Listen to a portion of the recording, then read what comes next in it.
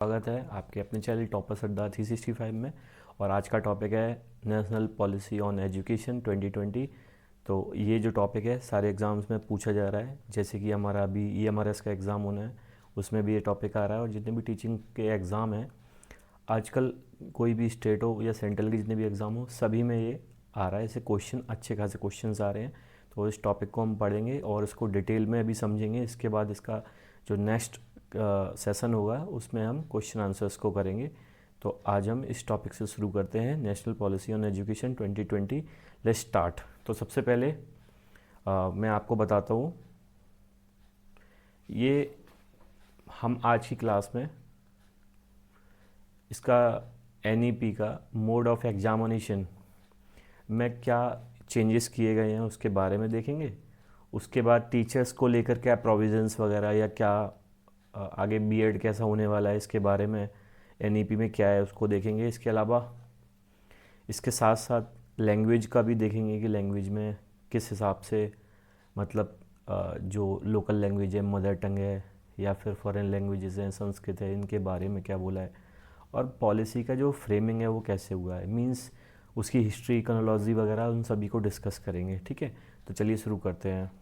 तो सबसे पहले हम हिस्ट्री और इकोनोलॉजी समझते हैं। तो इंडियन एजुकेशन पॉलिसीज़ काफ़ी पुराने टाइम से चली आ रही हैं। जैसा कि आपको पता है, एंशियंट टाइम जो वैदिक टाइम था उसमें हमारे यहाँ गुरुकुल सिस्टम चलता था। ठीक है, और गुरुकुल सिस्टम में जो अनुश्रुति ट्रेडिशन है, सामने स्टूडेंट्स बैठते थे और जो गुरु होते थे, शिक्षक होते थे, उनको बताते थे। एक टाइप से बोर्डिंग स्कूल हुआ करता था। उसके बाद फिर जब मुगल्स आए तो उन्होंने अपना एक जो उनका लोकल जहाँ से वो बिलोंग करते थे उस सिस्टम को स्टार्ट किया। जैसे कि पर्शियन लैंग्वेज का काफ़ी इन्फ्लुएंस था और अरेबिक, फ़ारसी वगैरह, इन सब का थोड़ा बहुत टच हुआ, जिसकी वजह से हम आज भी देखते हैं कि फ्रीडम के बाद भी हमारी जो लैंग्वेज है, हमारा जो डायलेक्ट है, उसमें आपको उर्दू फ़ारसी के वर्ड मिलते हैं। ठीक है, तो ये हमारा एक गुरुकुल वाला सिस्टम हो गया, मीडिएवल वाला हो गया। इसके बाद जैसे यूरोपियंस आए तो ब्रिटिश काफ़ी टाइम तक रहे, तो ब्रिटिश लोगों ने काफ़ी सारी पॉलिसीज़ लेके आए वो लोग काफ़ी, जैसे कि मैकॉले का मिनट था 1835 में, वुश डिस्पैच था 1854 में। तो ये सब पॉलिसीज़ वो लेके आए और जिसके थ्रू एक वर्नाकुलर सिस्टम, एक जिसको कहते हैं एजुकेशन का सिस्टम, लैंग्वेज का सिस्टम, उन्होंने एस्टेब्लिश करने की कोशिश की। और इसी क्रोनोलॉजी में आगे जब हम बढ़ते हैं तो देखते हैं कि इंडिया को जब इंडिपेंडेंस मिल गया 1947 में, तो उसके बाद जितने भी हमारे प्राइम मिनिस्टर्स हुए हैं, जैसे श्री नेहरू जी, इंदिरा गांधी जी, राजीव गांधी जी, नरसिम्हा राव, अटल बिहारी वाजपेयी जी, मनमोहन सिंह, नरेंद्र मोदी जो अभी सर्व कर रहे हैं करंट में, तो इनके सबके टाइम में कुछ ना कुछ होता रहा है। मतलब पॉलिसीज़ बनती रही हैं, जैसे कि NEP बनती रही हैं, या फिर जो नेशनल करिकुलम फ्रेमवर्क है जिसको हम कहते हैं NCF, ये बना है। तो कुछ ना कुछ इनका एक इनपुट रहा है। जैसे कि अगर मैं एग्जांपल लूँ कि राजीव गांधी के टाइम पे 1986 का जो NEP है, 1968 का जो NEP है, तो उसको 1992 में नरसिम्हा राव जी ने इसको थोड़ा मॉडिफाई कराया था। ओके, और जैसे मनमोहन सिंह है, ये मनमोहन सिंह ने भी थोड़ा मॉडिफिकेशन किया था 2020 में। तो बस इसी के बारे में हम पढ़ेंगे डिटेल में। चलिए अब आते हैं हम इसकी फ्रेमिंग कैसे हुई। तो अभी तक जैसा कि आपको पता है 3 मेजर पॉलिसीज़ एजुकेशन पे आ चुकी है। जो फर्स्ट पॉलिसी है बहुत इंपॉर्टेंट है, ये आपको याद करना है, ये बहुत ज़्यादा इंपॉर्टेंट है, इनके ईयर आपको याद करने होंगे। तो सबसे पहली पॉलिसी आई थी हमारी 1968 में, जब इंदिरा गांधी जी PM थी। उसके बाद सेकंड पॉलिसी आई हमारी 1986 में, जब लेट श्री राजीव गांधी हमारे देन उस टाइम के जो PM थे। तो आपको देखना है, जैसे 68 है उसको हमने 86 कर दिया। तो बस थोड़ा बहुत दिमाग लगा के ट्विकिंग करके आपको इतना समझना है। उसके बाद 2020 में अब जाके, मतलब आज से 5 साल पहले ये पॉलिसी आई है 2020 में। हालांकि NCF वगैरह आते रहे टाइम टाइम पे, तो ये पॉलिसी आई है और ये काफ़ी टाइम बाद, मतलब ऑलमोस्ट 36 ईयर्स के बाद ये पॉलिसी आई है। तो काफ़ी इंपॉर्टेंट है और बहुत सारे चेंजेस इसमें किए हैं। तो जैसा कि मैंने आपको पहले भी बताया कि जो 1986 की जो पॉलिसी है उसको मॉडिफाई किया गया था PV नरसिम्हा राव जी के टाइम पे। एंड इसके अलावा 4 NCF भी डिज़ाइन किए गए, जैसे कि 1975, 1988, 2000 एंड 2005। और अभी 5th वन इंट्रोड्यूस हो रहा है, मतलब चल रहा है, मतलब इन करंट प्रोसीडिंग में है, जो कि NCF 2023। देखो तो ये NEP और NCF में बेसिकली इतना डिफरेंस है कि आप ये समझ सकते हैं कि NCF जैसा कि कहते हैं ना कि एक एंड्रॉयड का वर्जन आता है, तो जैसे मान लो कि 15 वर्जन है तो वो पूरा अपग्रेड होकर 16 पे जा रहा है। लेकिन कुछ कुछ क्या है, बीच में सॉफ्टवेयर अपडेट रहते हैं, जैसे 15.1, 15.3, 15.6, ये सारे अपडेटेड जो छोटे छोटे पैकेट्स हैं वो धीरे धीरे मॉडिफाई करके फिर जाके 16 पे जाते हैं, 15 पे जाते हैं, मतलब एक लेवल को अप करते हैं। तो उससे बीच की जो स्टेज है वो NCF में कवर हो जाती है, जो हमारे ऑब्जेक्टिव्स हैं इनमें हम डिफ़ाइन करते हैं। चलिए, तो इसका फ्रेमिंग का सेकंड पार्ट देखते हैं हम। ये डेट आपको याद रखना है, 29 जुलाई 2020 को यूनियन कैबिनेट ऑफ इंडिया ने अप्रूव की हमारी न्यू एजुकेशन पॉलिसी, जिसको अब हम कहते हैं नेशनल पॉलिसी ऑन एजुकेशन। देखो, आपको कंफ्यूज नहीं होना है, NEP बोलूँ मैं मतलब national policy, national education policy, या फिर बोलूँ मैं NP, बात एक ही है, ठीक है। इसका मतलब होता है नेशनल पॉलिसी ऑन एजुकेशन। तो इसने किसको रिप्लेस किया? 1986 की पॉलिसी को। जैसे कि मैंने आपको बताया 36 ईयर्स के बाद ये पॉलिसी आई है, तो इसने इसको रिप्लेस किया है, ऑब्वियस है। ये सबसे पहले एक former chief secretary of India थे, TSR सुब्रमण्यम। उन्होंने काफ़ी कंसल्ट किया, जब कई सारी जो बॉडीज़ होती हैं जो हमारा फ्रेमवर्क बनाती हैं, जो करिकुलम डिज़ाइन करती हैं, उन सब से, और जो भी जितने भी एडुकेटर्स वगैरह हैं और जो पहले के लोग रहे हैं जिनको काफ़ी नॉलेज है एजुकेशन डिपार्टमेंट, उस आप सभी से कंसल्ट करके डिस्कस करके उन्होंने मतलब जनवरी 2015 में स्टार्ट कर दिया था। और फिर उस जितना भी सब कुछ था उसके बाद की रिकमेंडेशन है वो 2017 में दी थी। तो फाइनली क्या हुआ, 2019 में एक ड्राफ्ट रेडी हुआ जो कि फाइनल ड्राफ्ट था, और एक पैनल बनाया गया था। जो इसरो चीफ थे उस टाइम के, कृष्ण स्वामी कस्तूरी रंगन, ये आपको नेम याद रखना है, कस्तूरी रंगन, ओके। ये नेम आपको याद रखना है, मोस्ट IMP नेम है, इससे क्वेश्चन आ सकता है। तो कस्तूरी रंगन जी जो पैनल को हेड कर रहे थे, उन्होंने एक ड्राफ्ट 2019 में दे दिया, जो बाद में जाके 2020 की एजुकेशन पॉलिसी में दिखा हमको। अब हाईलाइट क्या है, सॉरी ये थोड़ा मिस्टेक हो गया, यहाँ पे 20 है, पार्डन। तो पहली चीज़ तो क्या है, जो स्टेट्स हैं, अब 3% से 6% GDP वाली जो बात है वो बहुत पहली पॉलिसी से आ रही है। मतलब आप ये मान के चलो 1968 में भी यही डिसाइड किया गया था कि 6% हम इसको कर देंगे, लेकिन बार बार ये चीज़ें डिस्कस होती गई, लेकिन उस ऑब्जेक्टिव को हम अचीव नहीं कर पाए, सॉरी। तो इस बार भी अब ये बोला गया है जो स्टेट्स हैं उनकी रिस्पॉन्सिबिलिटी है, जो उनका एक्सपेंडिचर है उसको 3% से 6% ले जाना। उनकी जो GDP है, तो GDP का एक पार्ट, मतलब 6% पार्ट GDP का एजुकेशन पे खर्च करना है हर स्टेट को। एक तो ये इसकी हाईलाइट है। सेकंड है कि स्टेट को क्या करना है, एक हॉलिस्टिक, एक क्वालिटी एजुकेशन देनी है, ओवरऑल एजुकेशन देनी है।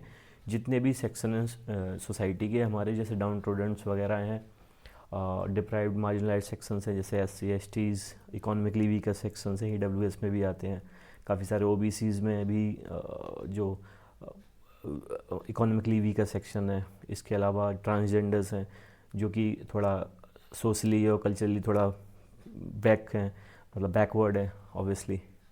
चलिए, तो अब हम देखते हैं लैंग्वेज के बारे में। लैंग्वेज के बारे में देखते हैं, लैंग्वेज के बारे में क्या बोलती है NEP।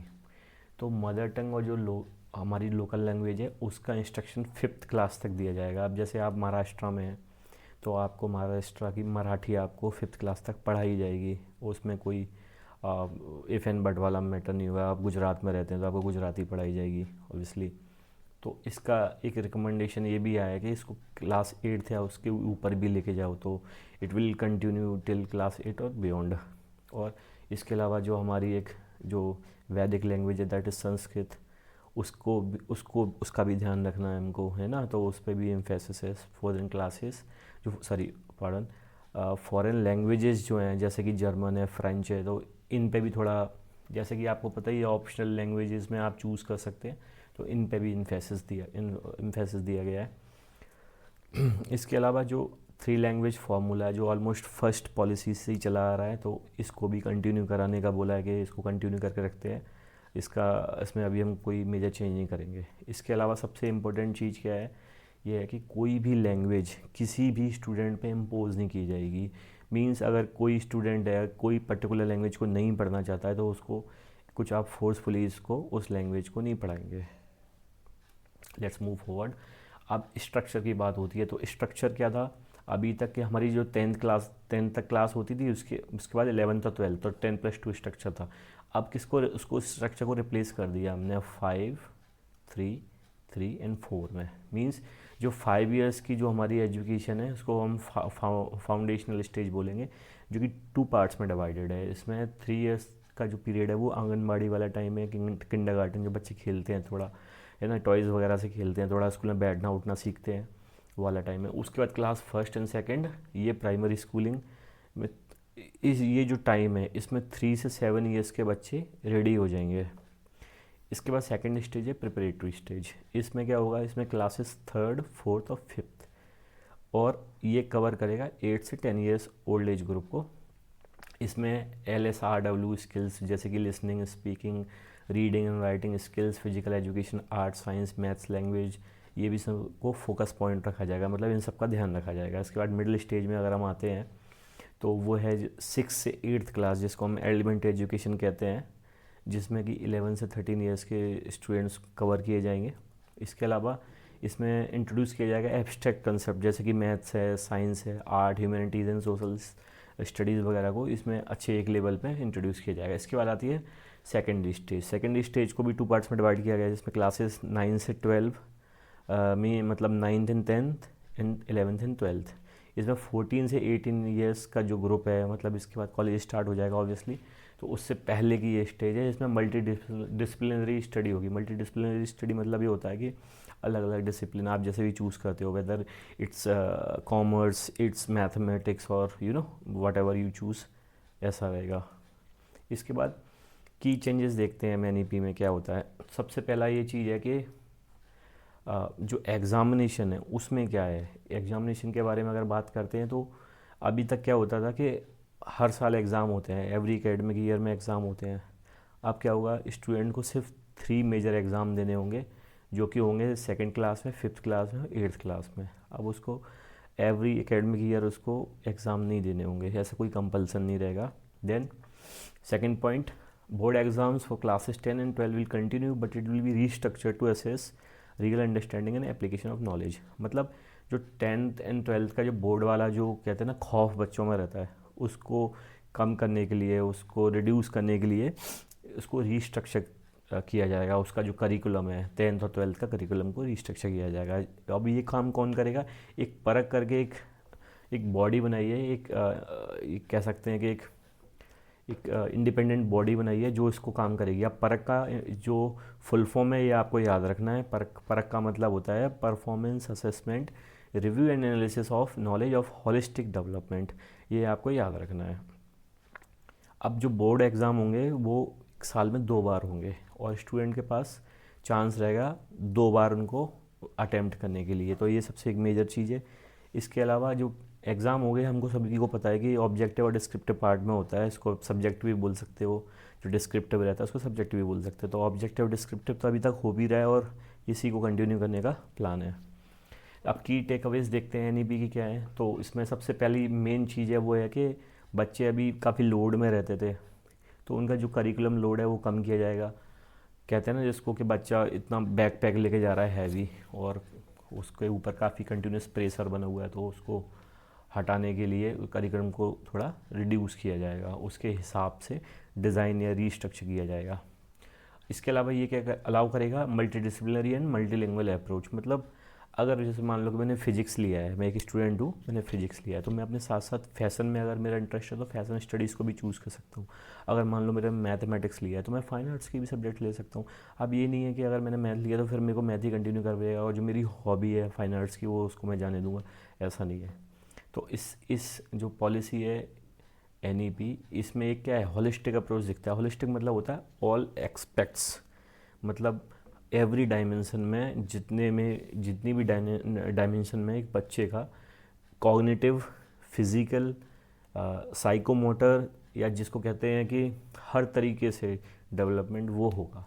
और जो लैंग्वेज कोडिंग है जैसे हम बोलते हैं C++, जावा, या पाइथन, ये 6 क्लास से इंट्रोड्यूस की जाएगी, जहाँ पे भी जिस स्टेट में जैसा भी करिकुलम है उस हिसाब से डिज़ाइन किया जाएगा। मिड डे मील स्कीम 1995 में स्टार्ट हुई थी, जिसको भी हम प्रधानमंत्री पोषण शक्ति निर्माण कहते हैं। ये कंटिन्यू होगी क्योंकि ऑब्वियसली जो डिप्राइव्ड सेक्शन है उनको खाने पीने का थोड़ा इशू रहता है घर पे भी, तो एटलीस्ट, और हमको ग्रॉस इनरोलमेंट रेशो भी बढ़ाना है, तो बच्चे ज़्यादा आए हमारे पास, मतलब स्कूल्स में आए, इसलिए इस पॉलिसी को अभी तक ये सक्सेसफुली काम किया है, तो इसको कंटिन्यू कर रहे हैं।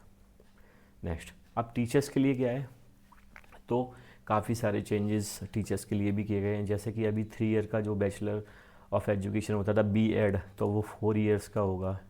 ओके, और ये जो मिनिमम रिक्वायरमेंट है वो 2030 तक ये सब कुछ कर लिया जाएगा कि ऐसे हमको करना है। इसके अलावा जो टीचर्स की जो एक रिक्रूटमेंट की प्रोसेस है उसको थोड़ा और ट्रांसपेरेंट और स्ट्रेंथन किया जाएगा। एक काउंसलर टीचर्स की, इसको NCTE कहते हैं, और एक चीज़ है जिसको हम कहते हैं, एक बॉडी है जिसको हम कहते हैं NCFTE, national curriculum framework for teachers education. तो ये NCTE ये बनाएगी, NCFTE बनाएगी। कब तक बनाएगी? 2021 तक। अब पता नहीं अभी तक बना या नहीं, मुझे नहीं पता, इसका आइडिया नहीं है। और नेशनल प्रोफेशनल स्टैंडर्ड टीचर्स के लिए 2022 तक जारी किया जाएगा, कैसा स्टैंडर्ड रखना है। तो ऑब्वियसली ये सब चीज़ें बैकग्राउंड में चली रही होती हैं, लेकिन हमको इनके बारे में डिटेल नॉलेज नहीं है। इसके अलावा मिस्क पॉइंट देख लेते हैं। जो नेशनल एजुकेशन कमीशन है उसको हेड कौन करेगा? PM ऑफ इंडिया, ऑब्वियस है। इसके अलावा एक ABC है जिसको एकेडमिक बैंक ऑफ क्रेडिट्स कहते हैं। ये क्या करेगा? एक डिजिटल स्टोरेज रखेगा, क्रेडिट्स। तो इसमें क्या है, जैसे स्टूडेंट का बायोडेटा रहेगा, उसका परफॉर्मेंस वगैरह कैसा रहा है, और आगे जाके स्कॉलरशिप वगैरह के प्रोग्राम, वो सब इसका रिकॉर्ड रहेगा, तो उसके लिए ऑब्वियसली हेल्प करेगा। इसके अलावा नेशनल रिसर्च फाउंडेशन जो है वो रिसर्च को इम्प्रूव करने के लिए, R&D के लिए इम्प्रूव करने के लिए, इनोवेशन के लिए ज़रूरी है। स्पेशल इकोनॉमिक जो जोन्स हैं, SEZ, ये क्या करेंगे? फोकस करेंगे एजुकेशन का। जो अंडर रिप्रेजेंटेड ग्रुप है, डिसएडवांटेज रीजन से आते हैं, जैसे मान लो कि काफ़ी हिल वाले रीजन्स है जहाँ पे थोड़ा टेरेन ऊपर नीचे है, मतलब दिक्कत आती है स्कूल जाने वगैरह में, तो स्पेशल जोन बना के उस जो प्रॉब्लम है उसको रेक्टिफाई करेंगे, इसको सॉल्व करने की कोशिश करेंगे।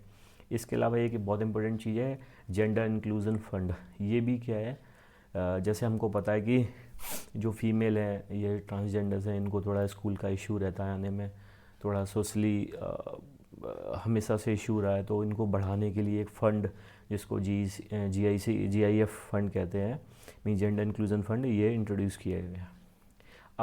अब इसमें एब्रीवेशंस काफ़ी इंपॉर्टेंट है। एब्रीवेशन आपको याद रखने, ये मैंने डिटेल में लिस्ट दे दी है, आप देख सकते हैं।